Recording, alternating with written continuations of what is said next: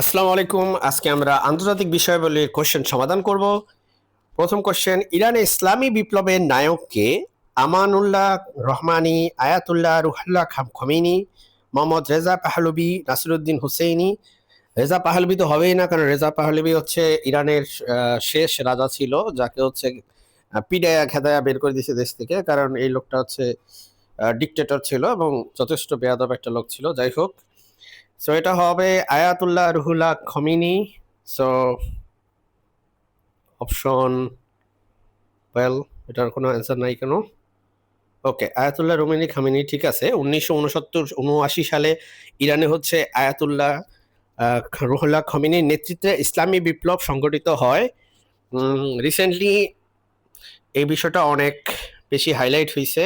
হ্যাঁ, উত্তর হচ্ছে খ। বাংলাদেশ জাতিসংঘের কততম সদস্য? 136তম।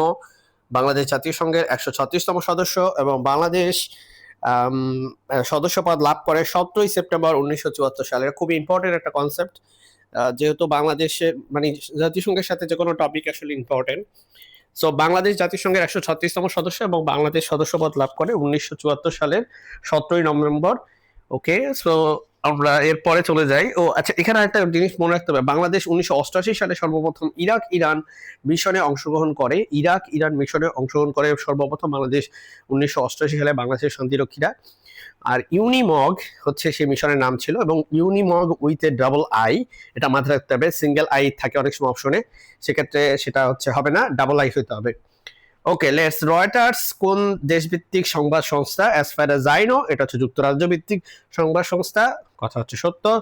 রয়টার্স যুক্তরাষ্ট্রের লন্ডন ভিত্তিক আন্তর্জাতিক সংবাদ সংস্থা। এটি 1851 সালে প্রতিষ্ঠা করে Paul Julius Reuter. Okay, BIMSTEC BIMSTEC সদস্য দেশ কয়টি? বিমস্টেকের সদস্য দেশ হচ্ছে অ্যাজ অফ জুলাই প্রবাবলি 8টা, as far as I know. Okay, 7টা। এই বিমস্টেক আমি ভুল করছি, বিমস্টেক খুব ইম্পর্টেন্ট। বাংলাদেশ এটার বর্তমানে বাংলাদেশ এটার সদস্য। সো বর্তমান সদস্য সংখ্যা 7টি। এটি বঙ্গোপসাগর অঞ্চলের অর্থনৈতিক জোট। এটি প্রতিষ্ঠাকালীন সদস্য ছিল 4টি। বাংলাদেশ, ভারত, শ্রীলঙ্কা, থাইল্যান্ড, মায়ানমার, নেপাল, ভুটান এরা হচ্ছে বিমস্টেকের সদস্য। আর বিমস্টেকের পুনরূপ হচ্ছে বে of Bengal initiative for multi sectional technique and economic cooperation. এটা একটা স্ক্রিনশট দিয়ে রাখি। সো বিমস্টেকের বর্তমান সদস্য as of July 2025, that is 7। কোন দেশকে সাদা হাতি দেশ বলা হয়? ছোটবেলায় পড়তাম এটা, থাইল্যান্ড। কথা সত্য, থাইল্যান্ডকে সাদা হাতি দেশ বলা হয়। সোনালী প্যাগোডার দেশ হচ্ছে মিয়ানমার। লিলি ফুলের দেশ হচ্ছে কানাডা। ক্যাঙ্গারু দেশ হচ্ছে অস্ট্রেলিয়া। সিল্ক রুটের দেশ হচ্ছে ইরান। মার্বেলের দেশ হচ্ছে ইতালি। পঞ্চম ড্রাগনের দেশ হচ্ছে তাইওয়ান। এটা বেশ ইম্পর্টেন্ট, পঞ্চম ড্রাগনের দেশ হচ্ছে তাইওয়ান। তাইওয়ান হচ্ছে পঞ্চম ড্রাগনের দেশ। তামার দেশ হচ্ছে জাম্বিয়া। পিরামিডের দেশ মিশর। প্রাচীরের দেশ চীন। ভূমিকম্পের দেশ হচ্ছে জাপান। দক্ষিণ আমেরিকার পেরুকে কেন্দ্র করে কোন সভ্যতা গড়ে উঠেছিল? দক্ষিণ আমেরিকার পেরুকে কেন্দ্র করে কোন সভ্যতা গড়ে উঠেছিল? দক্ষিণ আমেরিকার পেরুতে কেন্দ্র করে ইনকা সভ্যতা গড়ে উঠেছিল। কথা সত্য, ইনকা সভ্যতাই হচ্ছে উত্তর। ইনকা সভ্যতার ধ্বংসাবশেষ দেখা যায় মাচু পিচুতে। মাচু পিচুতে ইনকা সভ্যতার ধ্বংসাবশেষ দেখা যায়। ইনকা সভ্যতার স্থপতি মানকো কাপেন, কি নাম? মানকো কাপেন। হ্যাঁ, সো ইনকা সভ্যতা হচ্ছে পেরুতে গড়ে উঠেছে, দক্ষিণ আমেরিকার পেরুতে। নেলসন ম্যান্ডেলা কোন রাজনৈতিক দলের নেতৃত্বে ছিলেন? নেলসন ম্যান্ডেলা ছিলেন African Democratic union, African national union, African national Congress. মনে হয় আফ্রিকান ন্যাশনাল কংগ্রেস হবে, আমার এটা অ্যাকচুয়ালি মনে নাই, কিন্তু পড়েছিলাম। ওকে, উত্তর হইছে আফ্রিকান ন্যাশনাল কংগ্রেস।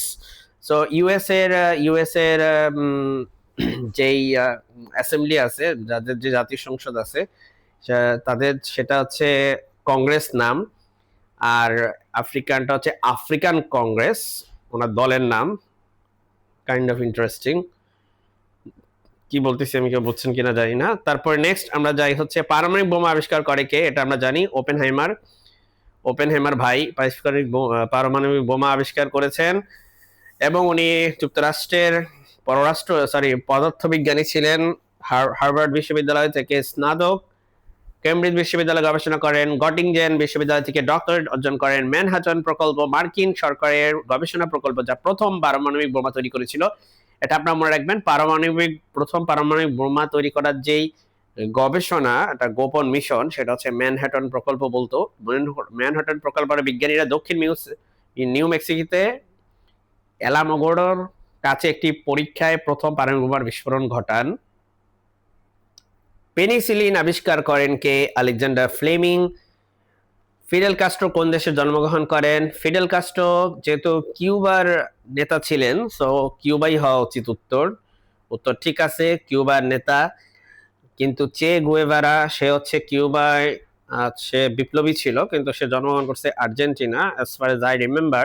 আমি কিছু ভুল বললে আপনারা অবশ্যই কমেন্টে সেটা শুদ্ধ করে জানিয়ে দিবেন।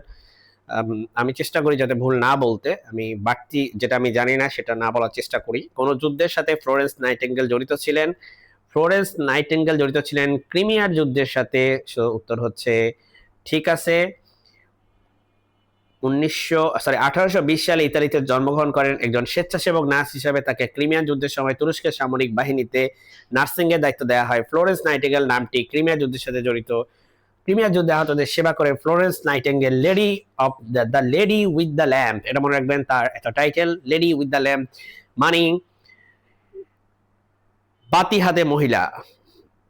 ক্রিমিয়ার যুদ্ধে নার্সিং ইতিহাসের বৈপ্লবিক উন্নয়ন ও পরিবর্তন ঘটেছিল অপ্রতুল চিকিৎসার জন্য। আমি মনে করি এগুলো আর এত ইম্পর্টেন্ট না। মাদার তেরেসা কত সালে শান্তিতে নোবেল পুরস্কার লাভ করেন? I have no idea. Answer হচ্ছে 1979 সাল।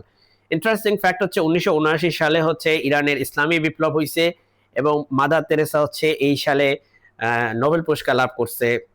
সো 1979 সালে। আর আমার on top of my head আমি মনে করতে পারতেছি না আর কি কি ইম্পর্টেন্ট ঘটনা ঘটছে। আপনার যদি মনে থাকে আপনার একটা কমেন্টে লিখে দিতে পারেন 1979 সালে আর কি কি ঘটনা ঘটেছে, বিখ্যাত কি ঘটনা ঘটেছে। লৌহ মানবী নামে পরিচিত কে ছিলেন?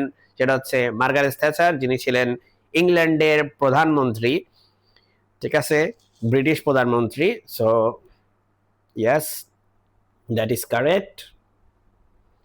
নেক্সট কোয়েশ্চেন, মাহাথির মোহাম্মদ টানা কত বছর মালয়েশিয়ার প্রধানমন্ত্রীর দায়িত্ব পালন করেছেন? 20 বছর আমি যতটুকু জানি, না 22 বছর, উত্তর হয় নাই। 21 বছর বয়সে ইউনাইটেড মালয়েস ন্যাশনাল অর্গানাইজেশন নামে একটি রাজনৈতিক দলে যোগদান করেন এবং যেটি সংক্ষিপ্ত রূপ, এটা দলটির এমনো নামে বেশি পরিচিত, আমনো নামে। সে সময় ডাক্তারি পেশায় ছিলেন তিনি। রাজনীতির পাশাপাশি নিজের এলাকায় 7 বছর ধরে ডাক্তারি পেশায় চর্চা করেন তিনি।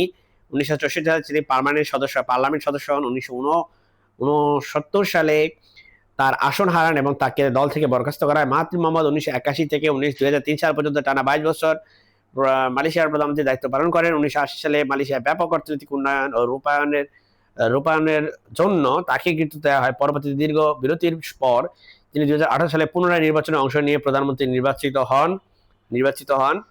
2020 সালে ফেব্রুয়ারিতে তিনি প্রধানমন্ত্রীর পদ থেকে পদত্যাগ করেন। তিনি 2 দফায় মোট 24 বছর মালয়েশিয়ার প্রধানমন্ত্রী ছিলেন। তিনি মালয়েশিয়ার রাজনীতির টাইটানিক নামে পরিচিত।